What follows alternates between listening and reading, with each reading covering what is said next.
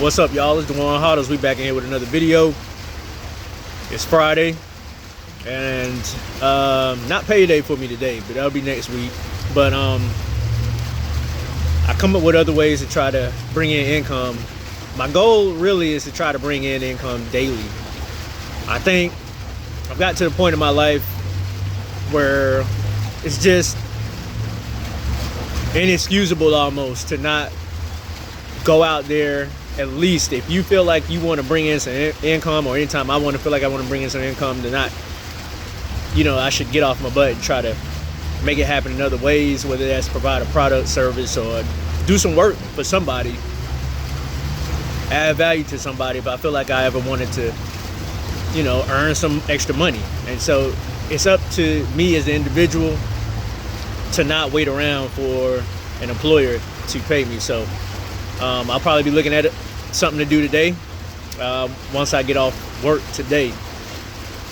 But it's a hot one out here. It's about 100 degrees. It's got to be 100 degrees. And I'm just pretty much just hanging out at the moment. The cryptocurrency market seems to be doing a nice pullback. I think it's retesting support right now before it gets ready to go into maybe some type of indecision phase, maybe short-lived before we start reversing back up. I think it's a tremendous buying opportunity right here, in my opinion, and I'm very strong about this opinion. So if you are into this market and you understand what the stakes are right now, as far as this being your opportunity to try to create generational wealth and to change the trajectory of your life through this market, whether that's holding Bitcoin long term or speculating altcoins short term, you may want to take advantage of this and try your best to hustle day to day, bring in some type of currency, some fiat, do work for somebody and request a payment in Bitcoin or whatever asset that you choose to be compensated in. I'm gonna get a call from a company next week, and they're going to negotiate compensation before I make a decision on it, whether or not I'm going to, check them out. And of course, one of my questions will be, can that compensation either fully or partially be paid in Bitcoin? So that's what I'll be inquiring about. But it's the idea that I understand that we are at a point where this bull market can kick into high gear at any given week at this point. Most recently, I think MicroStrategies, Michael Saylor, a Bitcoin advocate, just bought 12,000 Bitcoin, about 12,000 Bitcoin yesterday at around $65,000. You have to understand that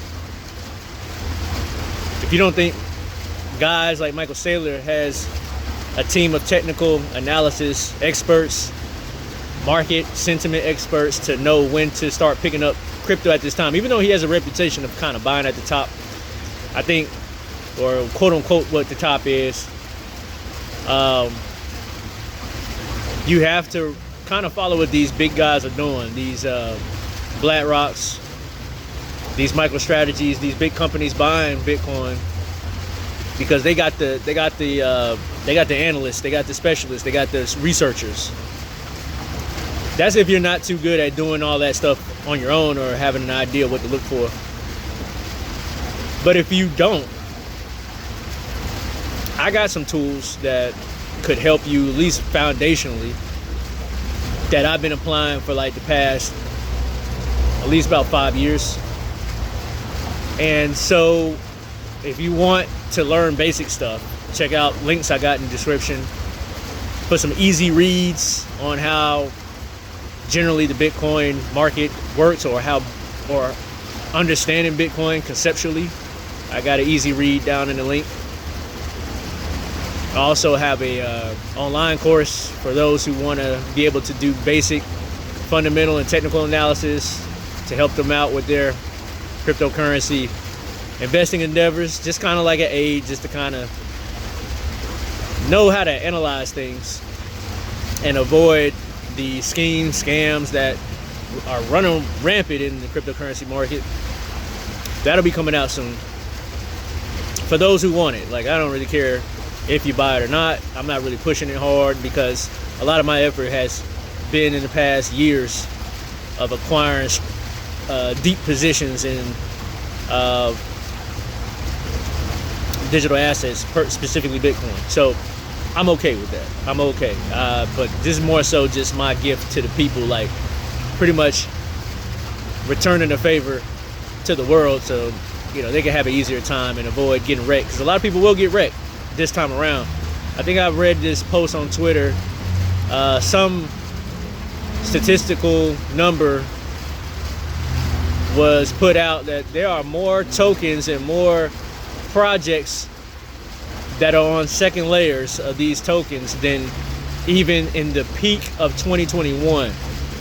So even though we had that major flush out in the bear market, more projects have been, and more tokens, more meme coins have been proliferated than ever, which they go on to say that may contribute to watering down the altcoin market, as we see altcoins have been underperforming so far relative to Bitcoin, as Bitcoin has already exceeded its all-time high and is roughly around or near its all-time high, while altcoins are far off from their all-time highs.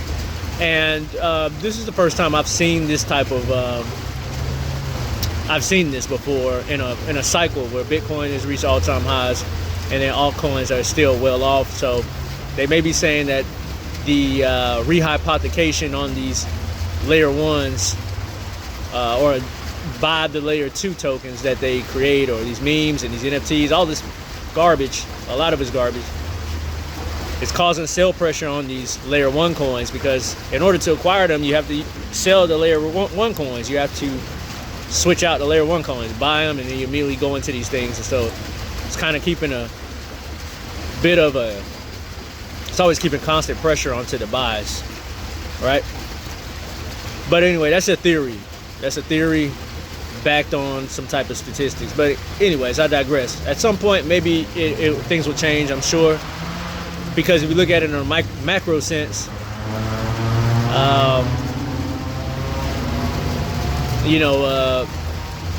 quantitative easing and lower interest rates, and the fact that prices are continuing to go up on a lot of these assets, that's people are going to want to hold dollars less and hold on to other things.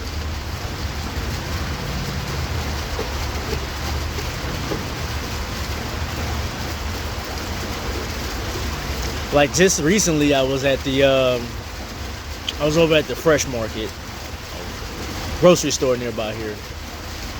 You'll see the prices on a lot of different things. They tend to been going up. The things you know what, and I'm probably one of the best litmus tests of inflation. I'm not a person of variety when it comes to grocery shopping. I get the same stuff every week. I pretty much eat the same stuff every week. And so I recently just got smacked in the face by looking at the price of water. I like to get bottled water, whether that's sparkling or still. And I get the same brands. And just last week, I noticed that, the bottled water I typically get that's about $2.99 is now pricing at $3.19. It's jumped up about 20 cents. I don't know the percentage on that. I don't feel like doing the math on it right now. Sparkling water went from $3.29 to $3.49. So if I'm now looking at it, I could have got 3 bottles of sparkling water for under $10. Now it's going to be over $10. So I had to break a whole 10 to get 3 bottles of sparkling water. So this shows you the environment that we're in. And so I think that on a macro sense, this will dictate where money goes. Money would rather probably go into probably a majority of the crypto market than to hold it in fiat, save in fiat long term, and then be subjected to paying higher prices for everyday needs. So anyway, I'm at the 10-minute mark. Check out some of the links down below, guys, if you're still acquiring Bitcoin, especially at these prices. I think that this is a nice pullback. If you're looking at some non-KYC Bitcoin, check out the link for hodl.com. Also check out the links for ways to store your Bitcoin safely in those hard wallets that I recommend down below. Any type of swap exchanges that you need to make sure that you continue to be non-KYC rather than taking it to a KYC exchange.